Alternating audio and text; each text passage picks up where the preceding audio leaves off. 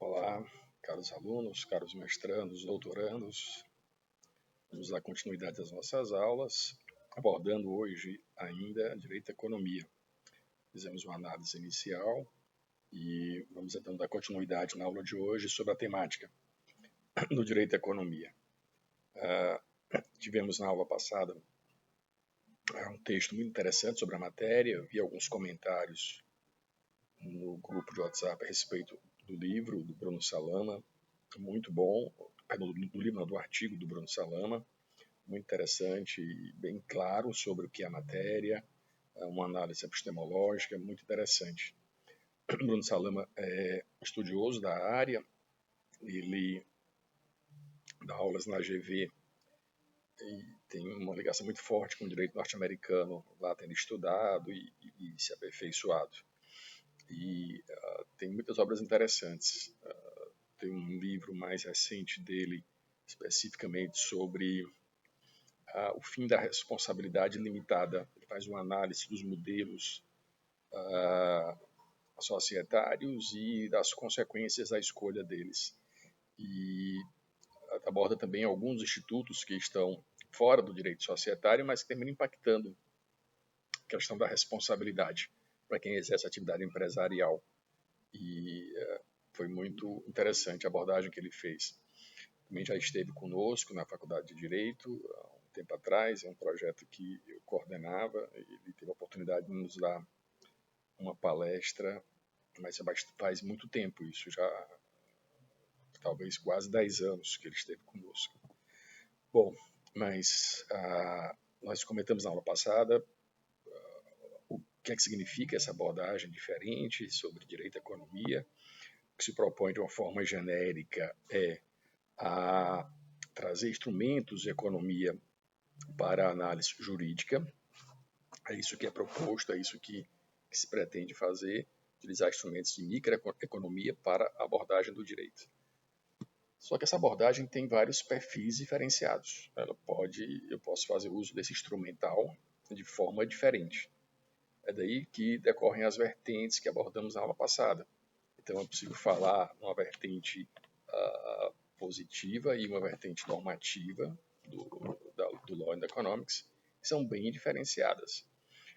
Lembrem que a vertente positiva tem por objetivo central verificar a pertinência entre meios e fins da norma jurídica. Por quê? Porque com a vertente positiva é feita uma análise. Os conceitos de microeconomia são úteis e são utilizados para a análise da ordem jurídica. Esse é o fim da análise positiva, do direito à economia positivo, verificar o que está acontecendo com o direito. E olha como é útil se eu faço essa análise, não é verificar essa pertinência entre meios e fins da norma jurídica, isso é muito útil para qualquer operador do direito, para um juiz que vai decidir, e é uma forma interessante.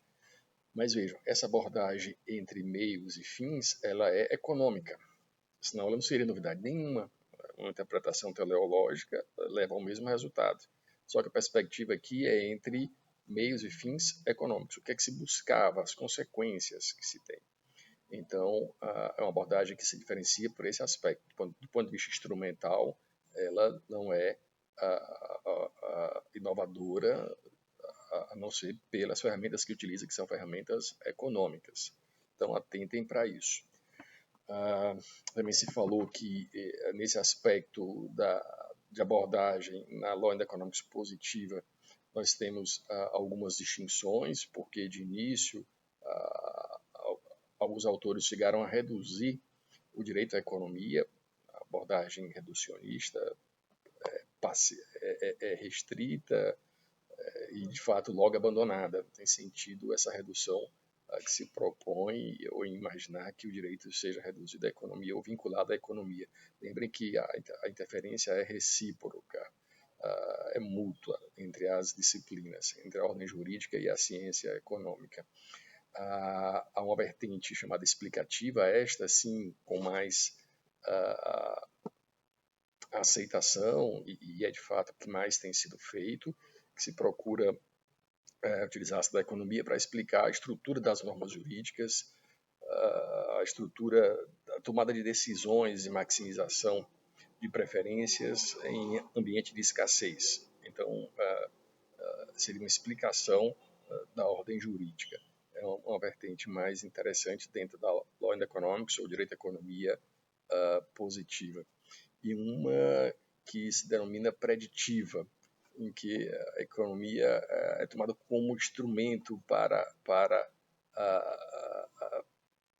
prever as consequências, pode-se dizer assim, prever as consequências das regras jurídicas, os efeitos das regras sobre os atores sociais.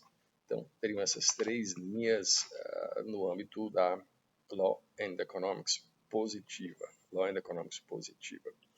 É muito interessante essa abordagem, como também é muito interessante a normativa, não é? Com a normativa, a perspectiva é outra. Eu já não faço análise, mas a ideia é que eu elabore o dever ser com eficiência econômica. Então, a perspectiva normativa, ela tem esse outro viés. A intenção é que se tenha, então, a elaboração de normas com uma perspectiva de eficiência econômica, em que se atenda à eficiência econômica. Esse é o ponto mais destacado da Law and Economics, ou Direito à Economia Normativa.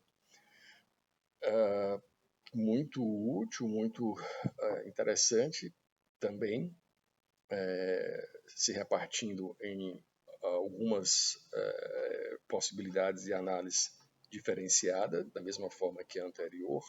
Há quem propõe que essa análise normativa tenha por base a economia como fundamento da ordem jurídica.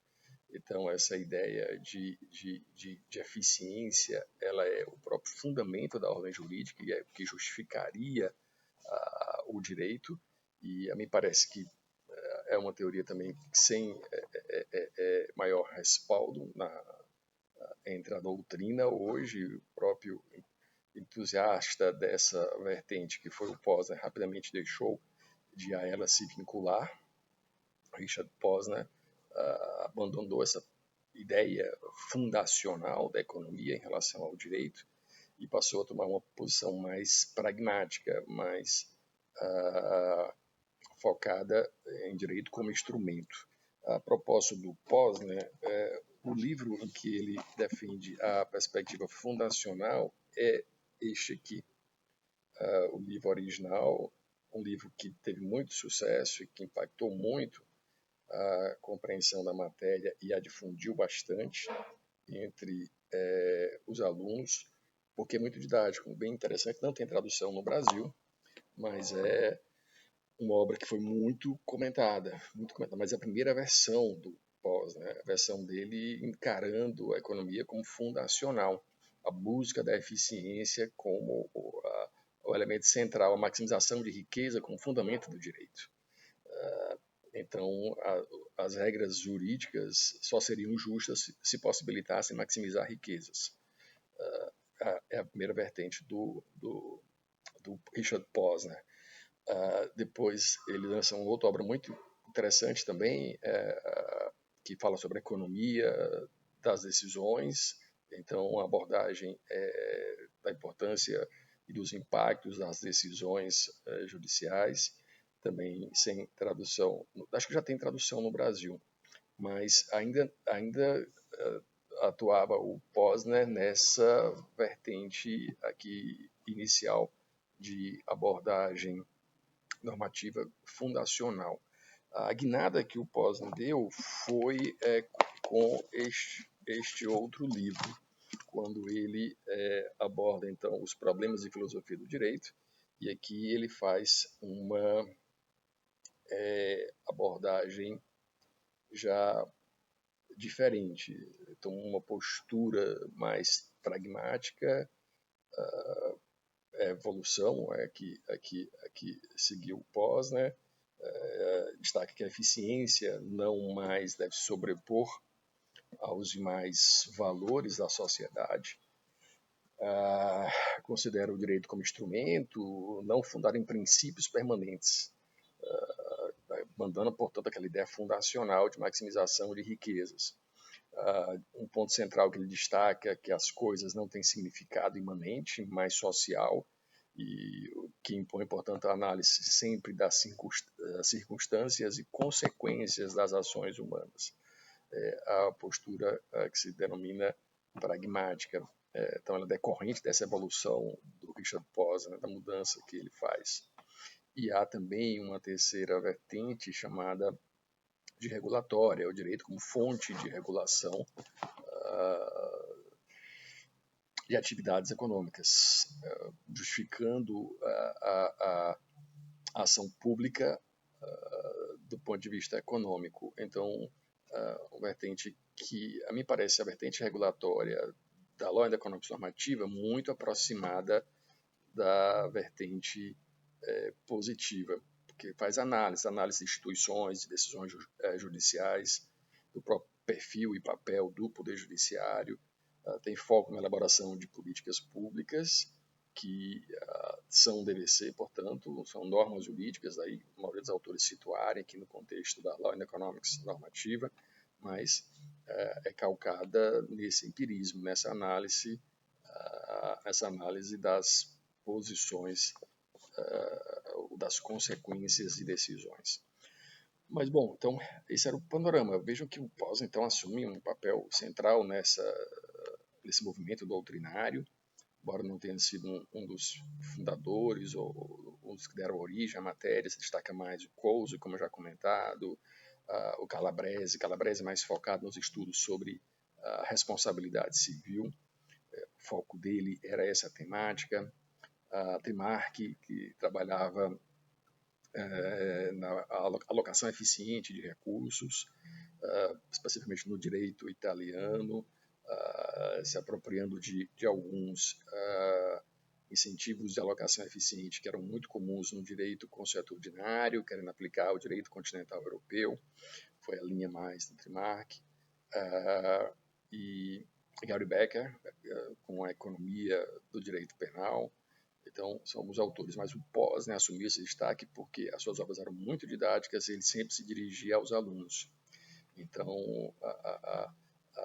era uma abordagem que era facilmente compreendida e de grande alcance em razão disso. Então, muito interessante essa perspectiva do Posner, por isso que ele assumiu esse destaque.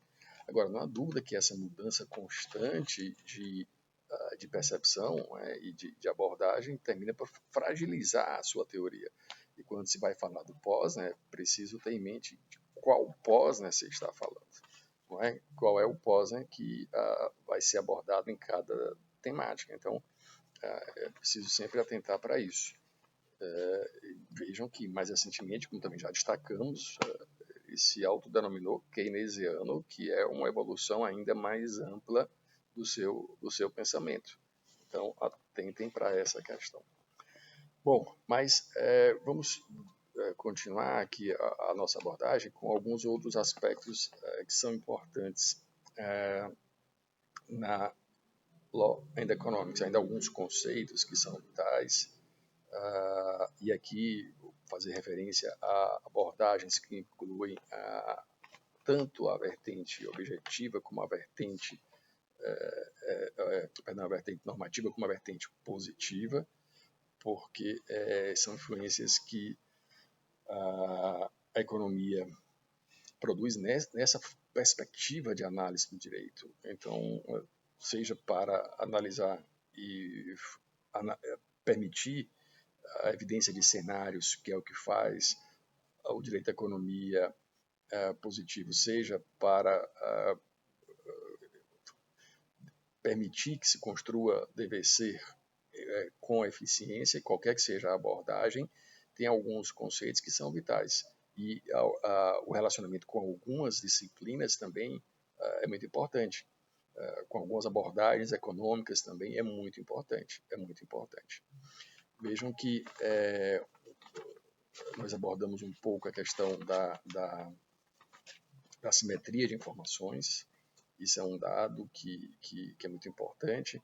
Isso interfere com a ideia de racionalidade. Se eu parto da ideia do homem racional, o homem que procura maximizar os seus resultados essa assimetria de informações é algo que contamina o acesso a informações.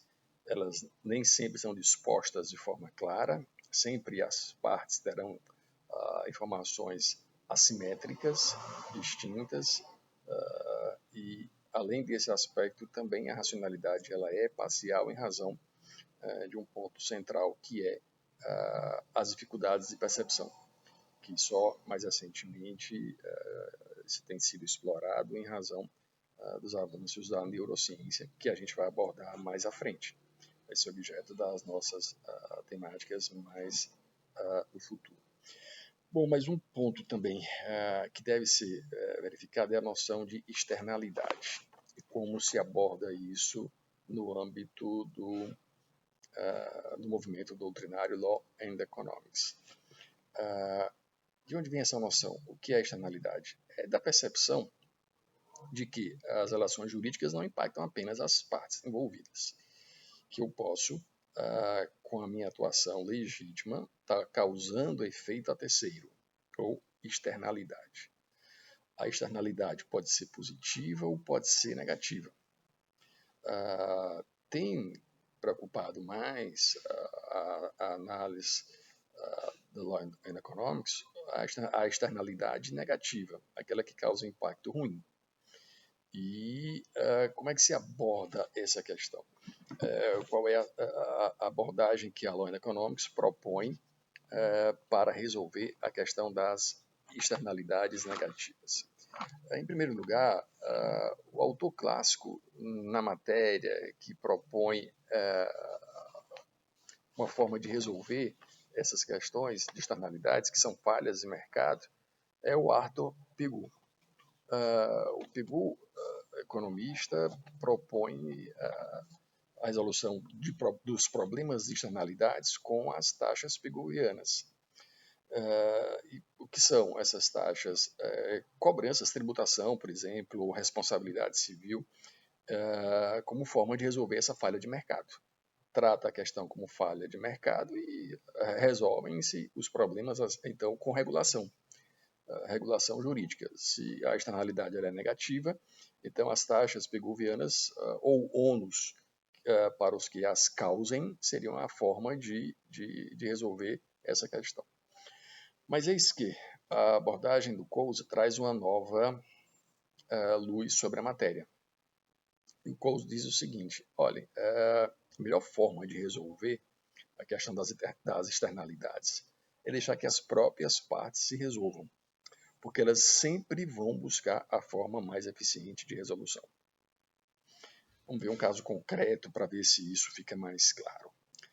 Um exemplo clássico, o exemplo da fábrica que polui a vizinhança, um condomínio que está na sua vizinhança. Então, do ponto de vista de Pigou, é muito claro que deve ser feito. Se a fábrica causa a externalidade negativa, ela tem que ser sancionada. Então, ela pode sofrer multas, ela pode ser obrigada a instalar filtros, ela pode ser levada até ao encerramento da sua atividade dentro da linha pigouiana. Mas, o que é que o Coase defende? Que as partes devem se resolver. Onde estaria a externalidade se for mais barato mudar o condomínio de local do que a fábrica? Então, se a saída é paralisar a atividade ou mudar o condomínio, qual é a saída que tem o menor custo? O menor custo econômico. Então, isso deveria ser analisado antes e deixando as partes se resolverem, não com regulação sobre a temática, porque essa é a ideia do artigo sobre custo de transação. Se não tem regulação, a alocação de bens escassos vai ser a mais eficiente entre as partes. Elas mesmas se resolvem. Então, a linha proposta por Coase é que a externalidade, no caso, não se faria presente porque, em verdade, o custo menor, que traz mais eficiência, é mudar o condomínio de local. Mudar o condomínio, nem que a empresa pague por isso. Então, de que lado estaria a externalidade negativa? Qual seria o dano maior? Vejam, é a solução proposta por Coase. E essa é a linha mestra do teorema.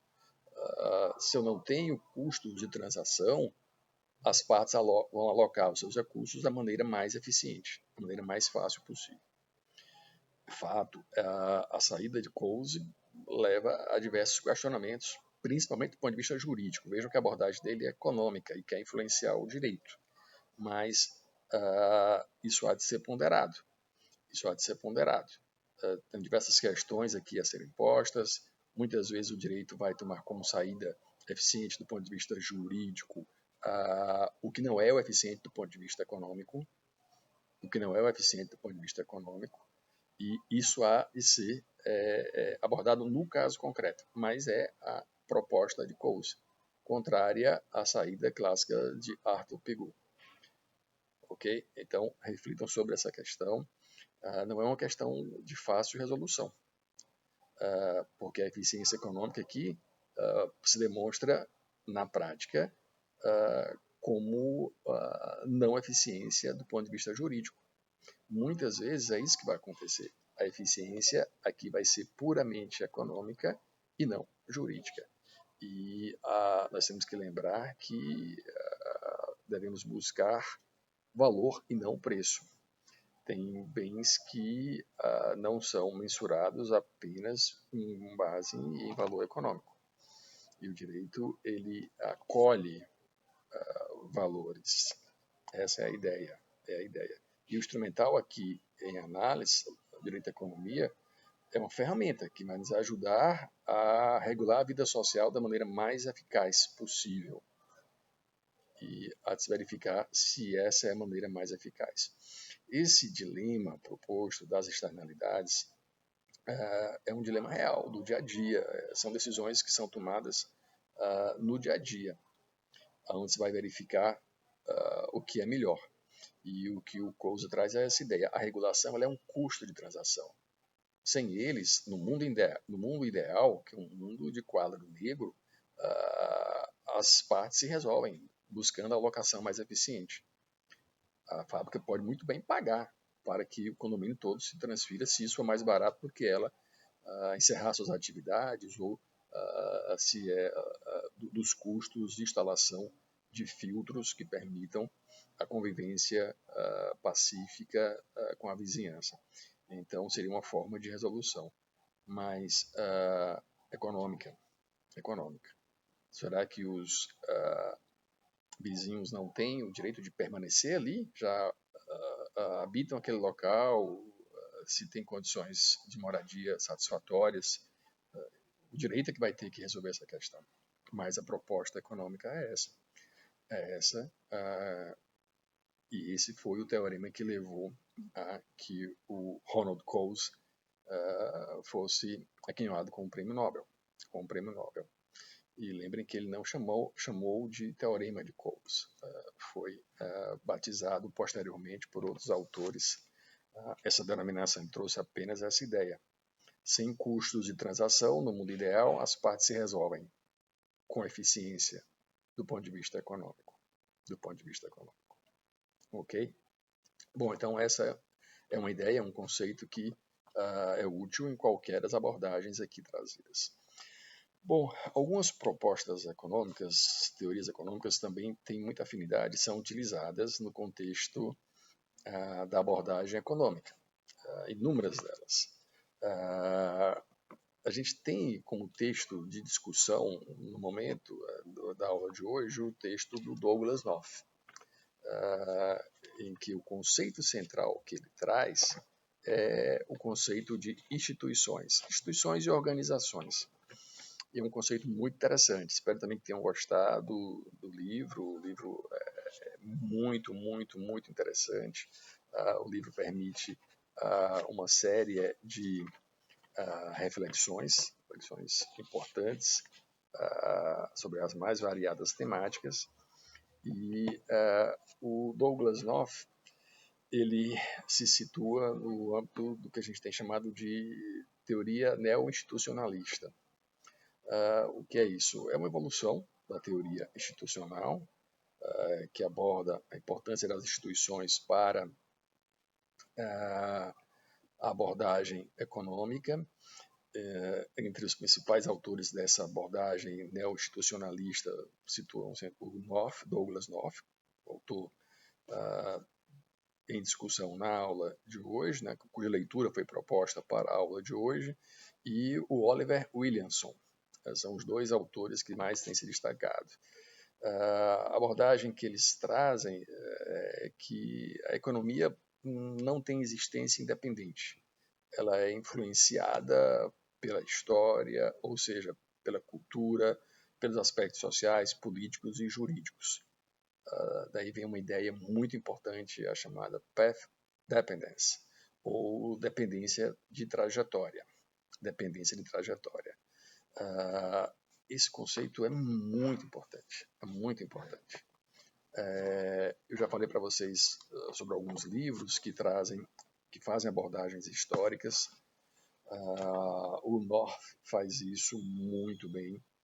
Ele tem uma explicação para a evolução dos formatos societários, por exemplo, que é brilhante. Ele aponta que a criação das sociedades foi decorrente da busca de eficiência econômica, evoluir do empresário individual para a sociedade anônima ou limitada com um só sócio. E esse caminho foi feito sempre em busca de restrição de responsabilidade, portanto, proteção do patrimônio daquele que quer exercer a atividade empresarial e maior eficiência, melhor resultado econômico. Então, essa análise histórica ela permite que se compreenda o que aconteceu e o que vai acontecer, ou o que pode acontecer. Então, é muito importante. E nos diversos livros que eu vos havia apontado, Por que as Nações Crescem, Enriquecem, não é? Mais ou menos assim o nome do livro, eu indiquei a vocês mais de uma vez, está me fugindo aqui o nome exato nesse momento, e diversos outros. A abordagem que o Adam Smith fez também nessa linha, A Riqueza das Nações, de abordagem analisando a trajetória, essa dependência de trajetória, porque algumas nações crescem e outras não. O que aconteceu? Onde foi que se perdeu? Qual caminho aquela nação se perdeu que não alcançou níveis de desenvolvimento adequados? Isso tem muito a ver com os aspectos culturais, com as instituições, portanto. E o conceito do North ele é amplo, toma as instituições como o direito, a ordem jurídica, como a cultura, e aqui de maneira mais ampla entendida, não é, os costumes. Então, a relação entre as pessoas no Brasil é muito presente o compadrio, muito presente o compadrio. O patrimonialismo, a utilização do Estado para benefício privado. Essa é a nossa história. Essa é a nossa trajetória. Até que ponto somos dependentes disso? A gente tem rompido muitos laços, a gente tem visto pessoas irem para a cadeia que, dentro desse contexto de relações, não iriam nunca. E como é que isso foi possível de acontecer? Fortalecendo as instituições governamentais, fortalecendo o Estado e fazendo com que as regras sejam aplicadas a todos. Então, a grande dificuldade disso acontecer no Brasil. E nós vemos isso no dia a dia, nas pessoas que furam fila, nas pessoas que não que estacionam nas vagas para deficientes, nas vagas para idosos, e a desculpa é sempre é só um minutinho ou algo assemelhado. E quantas vezes as pessoas fazem isso e sem nenhuma reflexão, não é? Então a cultura de levar vantagem, a chamada lei de Gerson, e com ele não é justo isso. Ele a parte daquele comercial que fez ficou marcado por isso. Eu me recordo de ter visto uma entrevista dele dizendo que nunca se arrependeu tanto de ter feito aquele comercial e ter ganho aquele dinheiro, porque aquilo marcou a vida dele como a lei de Gerson, a lei de levar vantagem. E ele dizia, e eu não sou assim, mas ficou conhecida como lei de Gerson. Então é algo que é cultural e nós temos que romper com isso. Como é que podemos romper? Com um poder judiciário forte, independente. E essa é uma das grandes brigas que nós temos hoje, uma das grandes batalhas que são enfrentadas hoje, a estrutura do Poder Judiciário, como ele se organiza. O CNJ foi um avanço. Mas como é que as pessoas são indicadas para o CNJ? Como é que elas são indicadas? Então, ele tem feito o seu papel, tem havido mais transparência, é verdade, mas nós temos que ter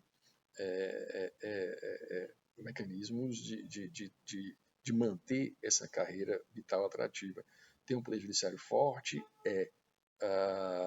ter uma carreira atrativa, que as pessoas se motivem, que os bons alunos possam querer atuar naquela carreira e fazer o que tem que ser feito, sem influências, sem pedidos. Isso tem evoluído muito. Eu estou na magistratura há quase 26 anos de magistratura e a coisa mudou muito, mudou muito.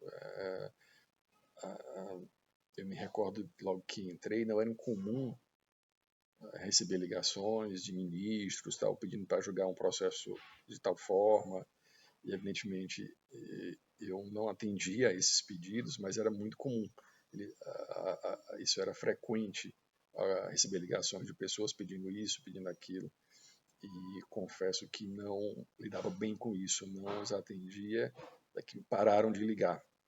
Hoje isso é algo inimaginável, mas me recordo de algumas decisões mais polêmicas que havia concedido e às vezes encontrava com algumas pessoas no próprio elevador da justiça e vinham falar, olha, essa decisão está incomodando, será que é isso mesmo?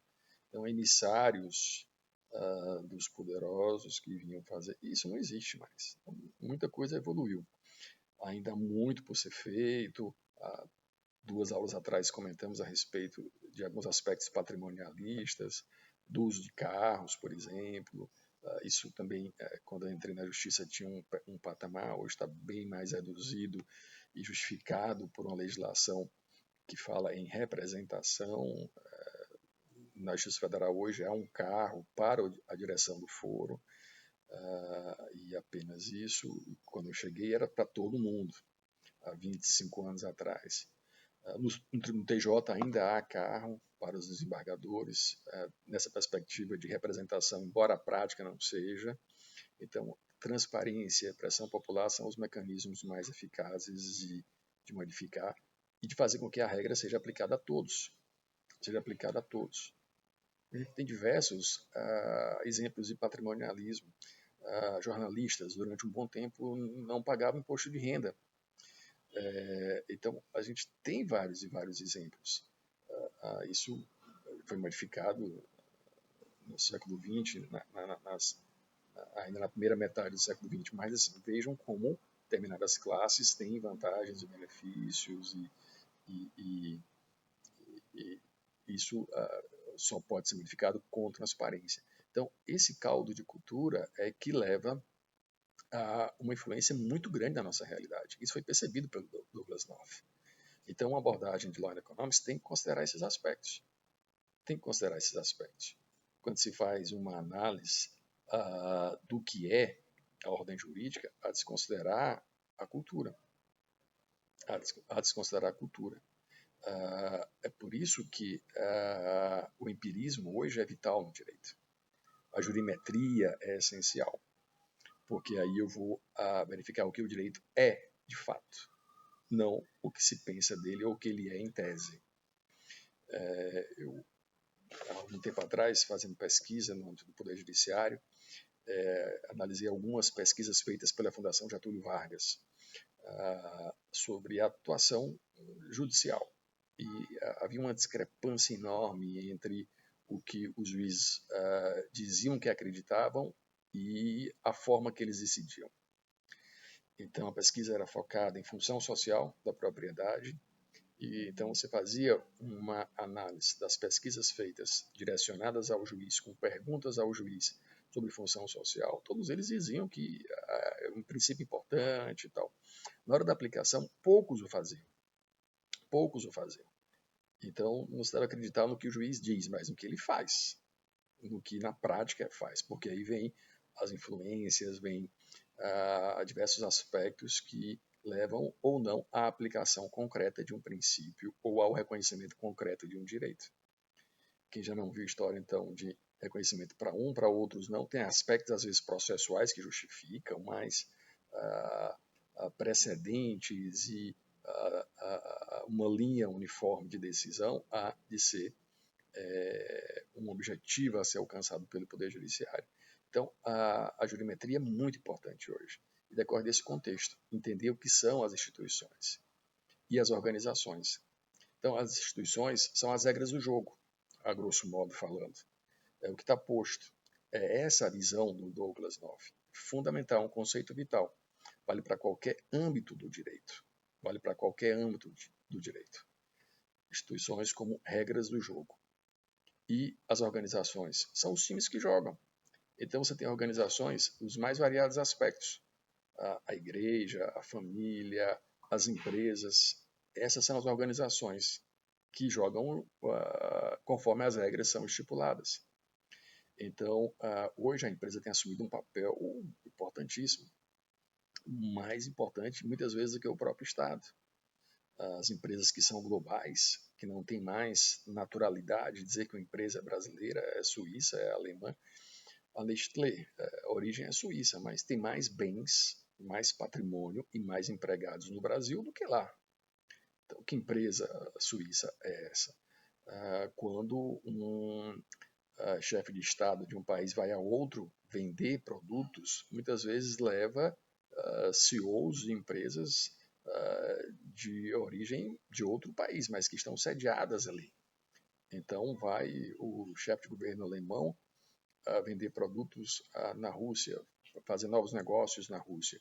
E ali leva com ele o CEO da fabricante de automóvel sediada na Alemanha, mas que é de origem inglesa. Então, a empresa tem essa capilaridade. Hoje ela é global, ela atua das mais variadas formas e tem se transformado. As empresas têm atuado em redes, como a gente vai ver mais à frente. Quando for falar sem empresa, a gente vai voltar ao Coase. Foi o primeiro a ter uma perspectiva diferente do que era empresa. Mas empresas aqui, no momento, são consideradas como uma das organizações, das mais importantes organizações. Então, estão postas nesse contexto. Então, é nesse panorama que entra a obra do Douglas North e do Williamson também. O Williamson é um grande inovador na área econômica, com essa abordagem, com a utilização desses conceitos, desses mecanismos, compõe o que a gente chama de teoria neo-institucionalista, que é muito útil. A abordagem dos conceitos que eles trazem é útil para a Law and Economics de uma forma geral, em ambas as vertentes. Ok? Eles utilizam a economia para analisar as regras que embasam a atividade econômica. Então, ali um liame não é uma vertente nova de Law and Economics, mas é uma teoria econômica que tem muita proximidade, que tem muita utilidade e que leva a reflexões. Quando se faz análise positiva, por exemplo, para conhecer o que é o direito, não posso ficar só nas normas, tem que ficar na análise das instituições como um todo. Não só as instituições formais, mas as informais principalmente. Dentro desse contexto, uma abordagem prática. Imaginem a aplicação da teoria dos direitos da natureza no direito brasileiro. Tem muita afinidade também com a matéria ambiental, acho que vocês sabem disso, é uma das linhas de pesquisa que eu tenho já há algum tempo me aprofundado e tenho escrito algumas abordagens de economia e meio ambiente, só meio ambiente, alguma coisa a respeito do conceito de meio ambiente, alguns pontos importantes. E dentro desse contexto, há uma decisão do Tribunal de Justiça de São Paulo muito interessante. A discussão sobre o conceito de meio ambiente, o que é meio ambiente. Foi proposta uma ação civil pública pelo Ministério Público de São Paulo para coibir a atuação das torcidas organizadas de futebol. Elas vão aos estádios, fazem confusão. E qual foi a linha de pensamento do Ministério Público de São Paulo? Futebol é cultura. É cultura. Direito ao meio ambiente, portanto. O conceito mais amplo de meio ambiente inclui o meio ambiente cultural, que é criado pelo homem. E, portanto, possível era a interposição de uma ação civil pública para obter essa restrição de atuação das torcidas organizadas. Ora, vejam, em primeiro grau, o juiz extinguiu de plena ação. Qual foi a linha de raciocínio? Cultura não é meio ambiente. E aí não é possível usar essa ferramenta processual da ação civil pública para a sua proteção e extinguir a ação de imediato. No tribunal, o reconhecimento do direito ao meio ambiente, englobando a cultura, foi feito. O tribunal reconheceu, e não apenas reconheceu, como concedeu a liminar para que fossem firmadas restrições à atuação das torcidas organizadas nos estádios de futebol. E por que falar disso? Porque está se valorizando um conceito típico de meio ambiente, de acordo com a nossa realidade, e é útil essa percepção mais ampla da noção de meio ambiente? É útil, sim. É útil porque eu posso usar para os outros aspectos do meio ambiente, que não o aspecto físico, que é o tradicional de meio ambiente, que é a proteção da flora, fauna, etc. Eu posso usar todo o ferramental que foi criado para a proteção do meio ambiente físico para a proteção dos outros aspectos do meio ambiente. Então isso é um ganho. Ao mesmo tempo em que não se fragiliza a proteção ao meio ambiente físico. A vantagem, a mim parece, é clara. Mas vejam, então esse contexto é o nosso contexto, que temos uma Constituição que é antropocêntrica, embora o antropocentrismo mitigado, não é? Atenuado, mas é antropocêntrica, é focada no homem. Qual é a lógica, então, de aplicar a teoria dos direitos da natureza, numa visão clara, não antropocêntrica, que foi aplicada, por exemplo, na Bolívia, no Equador? A nossa cultura é diferente. Então, personalizar o Rio Amazonas, por exemplo, personalizar a natureza, torná-la sujeito de direito, vai ter ganho efetivo? Ou se pode alcançar o mesmo fim utilizando outras ferramentas jurídicas? A mim parece que a guinada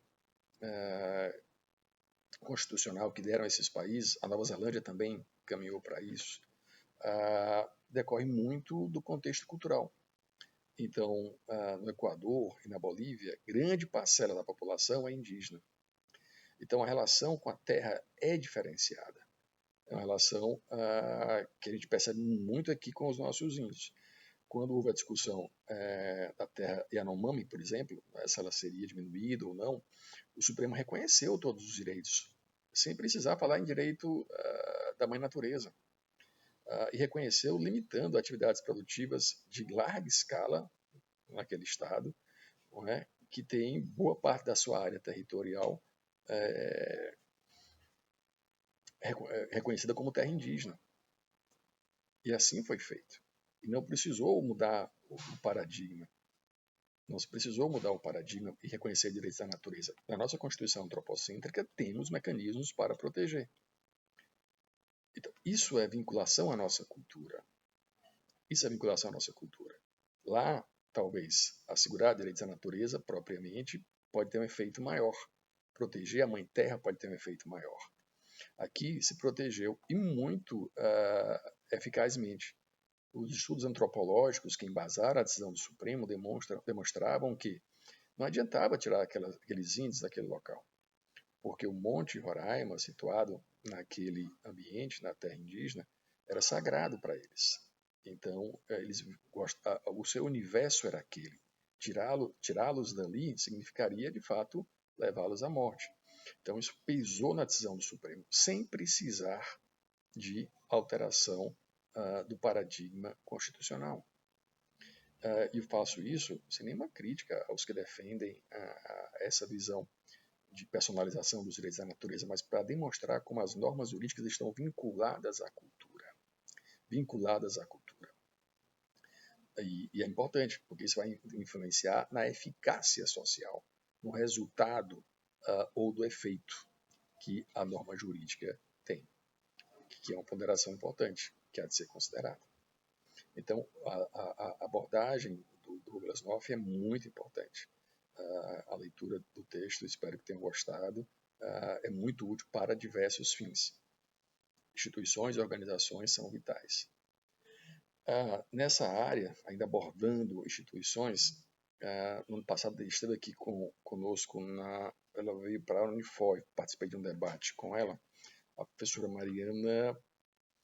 Mariana Mota, que hoje dá aula no Canadá, e tem uma obra interessante sobre bypass institucional.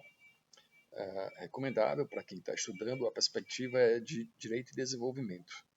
Quem está estudando a matéria, esse livro é fácil de ser encontrado, da professora Mariana, chama-se Bypass Institucional, tem um coautor da própria universidade canadense, na qual ela dá aula. O que eles abordam? Abordam que muitas vezes nós temos como forma de realização de políticas, nós temos a própria sociedade se organiza e cria bypass. Bypass, um conceito que vem da medicina, que significa não é um atalho ou um caminho diverso do original. Isso é usado, a lógica da ponte de Safena, por exemplo, não é, que você cria um caminho alternativo para a irrigação sanguínea. Então, a lógica é a mesma, que muitas vezes nós criamos esses caminhos alternativos para alcançar a realização de uma política pública. Seria um bypass institucional. Eu crio uma política definida que não é eficaz socialmente, e aí um outro modo de atender aquele mesmo fim sem eliminar o caminho oficial é feito para que se tenha um resultado, né, que se alcance os fins propostos por aquela política. Então, muito interessante essa reflexão. Tem uma doutoranda que está agora concluindo, a Carolina, a sua temática e está analisando a atividade cartorária como um bypass institucional, como umas funções que tem exercido e se ampliado cada vez mais. Ela tem se situado nesse patamar como um bypass. Ela quer demonstrar isso, que eles configuram hoje como um bypass institucional, como um caminho para a realização de algumas atividades que a princípio não seriam por eles realizadas. Então, a noção de bypass institucional, caminho alternativo para o alcance de um fim. Num debate que tive até com a Mariana, eu achei que até que a noção deles de bypass institucional seria até melhor denominada se fosse bypass organizacional, porque não se quer alterar a instituição, a própria ordem jurídica. Não se altera as regras do jogo, mas uma ou outra organização que não funcione bem. E até refleti com ela sobre isso e sugerindo que o conceito que seja seguido seja o do North, que é o conceito mais abalizado e reconhecido de instituições. Mas fica a reflexão para vocês. Então, essa abordagem de North e de Williamson é muito útil nesse contexto. Mas outras, no contexto da Law and Economics, outras teorias também têm sido frequentemente analisadas e levadas à discussão no contexto da Law and Economics. Eu cito também a teoria da escolha racional. É vital que o comportamento humano, que não é um fim em si mesmo, ele é instrumental. O comportamento ele sempre tem por objetivo um resultado. Então ele é instrumental, não é um fim em si mesmo. Então a compreensão do que é que nos leva a adotar um comportamento A ou um comportamento B é muito importante. Os indivíduos, eles em tese atuam maximizando utilidades, buscando realizar suas vontades, não é? Ou as suas preferências, e o comportamento ele é direcionado para isso. Ao mesmo tempo em que essas preferências influenciam o formato do comportamento. Então, estudar a escolha de decisões, a tomada de decisões é algo muito interessante e faz parte. Aqui qual é a lógica? É uma lógica básica. A ordem jurídica ela é incentivo. Ela é incentivo. Ela induz conduta. Ela induz conduta. Aqui tem uma obra também muito interessante que eu vos sugiro, não sei se esteve, ou já esteve no passado, se ainda está entre as obras indicadas para leitura na seleção, que é o livro do Bobbio, Da Estrutura à Função, que é muito interessante, em que ele aborda que a ordem jurídica é uma abordagem sociológica da ordem jurídica, não uma abordagem estrutural, mas sociológica. Para que serve o direito? Para que serve a ordem jurídica? Ele diz, não mais apenas para controle social, para definir o que é bom e punir o que afronta o que é bom. Não é mais só para isso. A ordem jurídica, ela incentiva condutas, ela tem a função de induzir comportamentos. Nada mais atual, nada mais útil, uma visão mais ampla do que a ordem jurídica. Isso tem sido muito usado. Incentivar conduta por meio de incentivos ou por meio de proibições. Não é? Então, isso parte do contexto não é, de uma nova utilização mais eficaz do direito. E o direito faz isso, ele incentiva condutas. É uma premissa básica também que é útil a Law and Economics em qualquer de suas vertentes, trabalhar com essa noção. A esse pretexto, a gente vai abordar posteriormente os trabalhos que têm sido feitos pelo Richard Thaler. Essa obra aqui é fabulosa, é muito, muito, muito interessante. Misbehaving, a construção da economia comportamental. Então, se situa nesse contexto de tomada de decisões, uma evolução dessa abordagem. O Thaler também foi prêmio Nobel, tem muitos escritos com Cass Sunstein e com outros autores, Tavos, entre outros, eles ganharam prêmio juntos e por reflexões que fizeram no âmbito da economia comportamental, e a gente vai abordar essa questão na nossa próxima aula, a terceira sobre Law and Economics, falaremos um pouco então sobre o Thaler, sobre teoria dos jogos, alguns conceitos básicos de teoria dos jogos que nos guiarão na nossa próxima aula. Bom, espero que tenham tido tempo de fazer a leitura do NOF, isso enriquece. Também na nossa aula de logo mais podemos falar um pouco, temos uma seminarista que vai abordar a eficiência econômica e eficiência jurídica, e talvez tenhamos tempo de falar um pouco sobre os livros, sobre, em verdade, o NOF e sobre o Salama, a abordagem que ele fez, tirar alguma dúvida, fazer algum debate, seria muito interessante. Então, logo mais à noite faremos o nosso seminário, no dia 20, dando sequência às nossas aulas. Eu agradeço a vocês imensamente ter a oportunidade de estar com vocês nesse momento, discutindo a matéria, fazendo esse esforço para que a gente não tenha prejuízo no nosso calendário, respeitando todas as dificuldades de cada um. Eu sei que tem feito um esforço enorme todos vocês para poder se fazerem presentes.